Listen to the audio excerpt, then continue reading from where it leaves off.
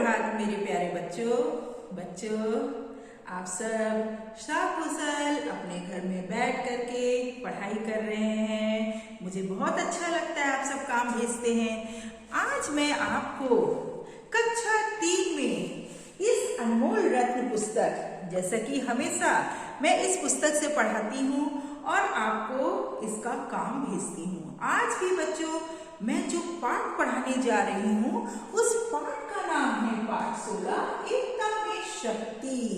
एकता में शक्ति, इसका मैं बच्चों भाग 2 आपको पढ़ाने और समझाने जा रही हूँ। ये एक बहुत ही शिक्षाप्रद कहानी है। जैसा कि इसके भाग 1 में आपने सुना कि एक पेड़, आम का बड़ा सा पेड़ है। आम का इस तरह से एक बड़ा सा, ये तो मैंने पिक्चर बनाया है, बड़ा सा पेड़ है और उस पे बहुत सारे तोते आकर के बैठे हैं, अपना घर बनाए हैं, अपना घोंसला बनाया है और उसी में एक छोटा सा उनका बच्चा है मिट्ठू, वो बैठा है। लेकिन जैसे कि वो अपने माता पिता और सारे पक्षियों तोतों को देख रहा है कि वो अपने पंख के माध्यम से, पंख के द्वारा उड़ रहे हैं, अपने जीवन में आनंद मना रहे हैं, तो वो भी जिद करके बाहर निकलना चाहता है, उड़ना चाहता है। जबकि ऐसा करने से उसको हानि पहुंच सकती है, इसलिए उसकी चाची और मौसी उसको उड़ने से मना करते हैं। लेकिन फिर भी वो उनकी बात को नहीं मानता है और सोचता है कि वो उन्हें डांट रहे हैं, उन्हें ऐसा करने से मना कर रहे हैं, उनसे जल रहे हैं और वो अपने माता पिता से लड़ाई भी करता है, गुस्सा भी होता है और उनके मना करने पर भी वो अपने घोंसले से बाहर निकलने ही वाला होता है। और बच्चों वो उस पेड़ पर रहने के लिए अपने माता पिता को मना करता है कि हम ऐसी जगह जाकर के रहेंगे जहां हमें रोकने टोकने वाला कोई ना हो। और वो बाहर निकलने ही वाला है ये, और उसी समय एक जहरीला सांप आ जाता है बच्चों। जैसे कि मैं ये चित्र में दिखला रही हूँ, एक सांप आता है और वो उसको डसने वाला होता है, मारने वाला होता है, खाना चाहता है। बस ये तो मैंने आपको इस एकता की शक्ति पाठ के भाग 1 में बताया।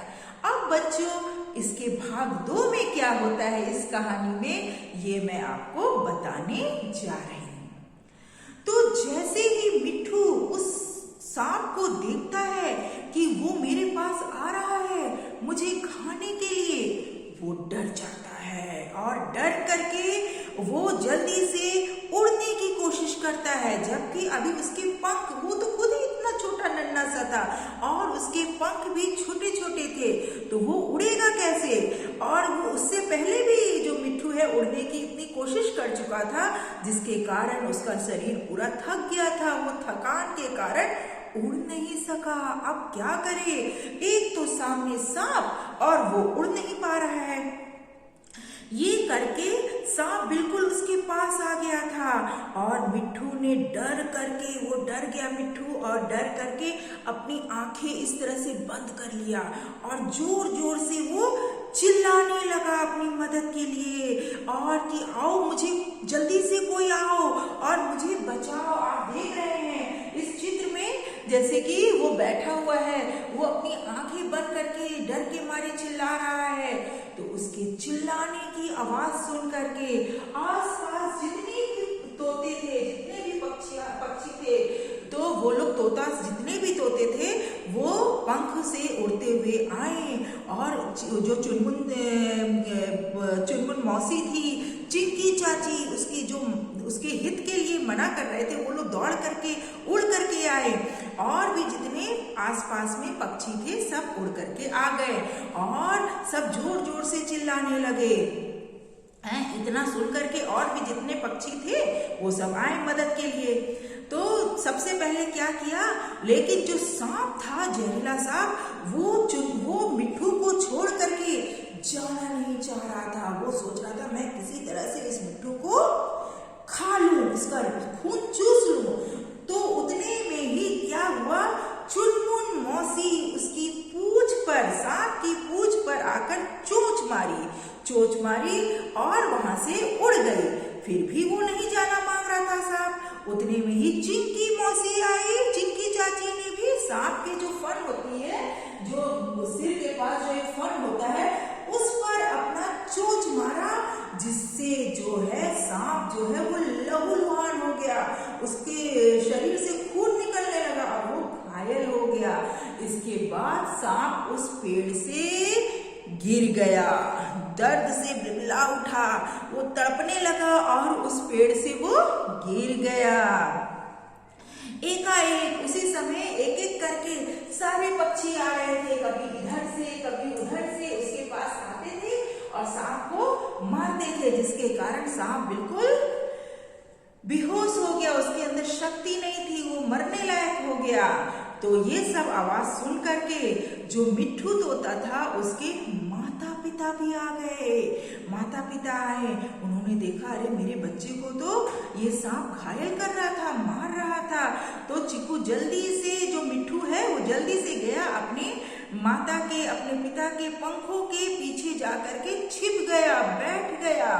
तोते ने समझाया कि देखो मिट्ठू, अब तुम्हारी समझ में आया ना, अब तुम्हारी समझ में आया ना कि मिलजुल कर रहने में, आपस में मिलजुल कर रहने पर, प्यार से रहने से कितना फायदा है।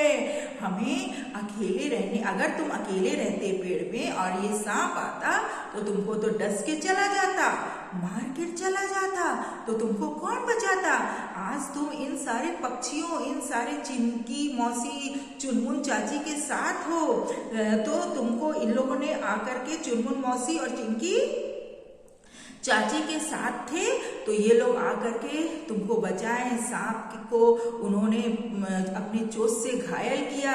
तो एकता में, जो मिलजुल करके रहने में जो प्यार है, जो शक्ति है, वो अगर तुम अकेले रहते तब तुम कभी भी प्राप्त नहीं कर सकते थे, तुम्हें कभी भी नहीं मिल सकता था, तो तुम्हारा क्या होता। और ये सब सुनकर के जो मिट्ठू था वो अपने पिता से क्षमा मांगने लगा कि पिताजी मुझे क्षमा करिए, अगर हमसे गलती हो जाए। बच्चों, ये तो पक्षी, ये है तो हम सब के लिए ये शिक्षादायक, लेकिन एक पक्षियों के रूप में ये हमें कहानी बताई गई है। अगर हमसे भी, हम इतने बड़े हैं बच्चों, अगर हमसे भी कोई गलती होती है तो हमें भी दूसरों के सामने क्षमा मांगना चाहिए। क्षमा मांगने से कोई छोटा नहीं होता है, बल्कि उसे अपनी गलती का एहसास होता है और वो आगे जीवन में गलत काम नहीं करने की सोचता है, नहीं करेगा। इस तरह से मिट्ठू ने अपने पिता से क्षमा मांगा कि मुझे माफ कर दीजिए पिताजी, अब मैं कभी भी, बड़े लोग जब मुझे अच्छी चीज बताएंगे तो मैं उसका बुरा नहीं मानूंगा। मिट्ठू की बात सुनकर तोते ने मुस्कुराते हुए, जो तोता था उड़ता हुआ, वो अपने बच्चे को अपने पंखों में ऐसे भर लिया, ऐसे चिपका करके उसे क्षमा कर दिया, उसे प्यार करने लगा। तो बच्चों, सबसे पहले तो मैं आपको ये बोलूंगी कि कभी भी बड़े जो बोलते हैं उनकी बात को गलत नहीं समझना है, गुस्सा नहीं होना है। उनकी अच्छी अच्छी बातों के द्वारा हमें शिक्षा प्राप्त करना है। मैं आज इतनी बड़ी हूँ, लेकिन फिर भी मैं अपने से बड़ों को जो कुछ कहते हैं उनका कहना मानती हूँ। तो एकता में बहुत शक्ति है। तो बच्चों, जैसे कि हमेशा मैं आपको ये पाठ के पीछे के शब्दार्थ, प्रश्न उत्तर और रिक्त स्थान जितने भी काम भेजती हूँ, आप उन्हें करिए, उनको याद करिए और मेरे पास उसे चेक करने के लिए भेजा करिए। धन्यवाद।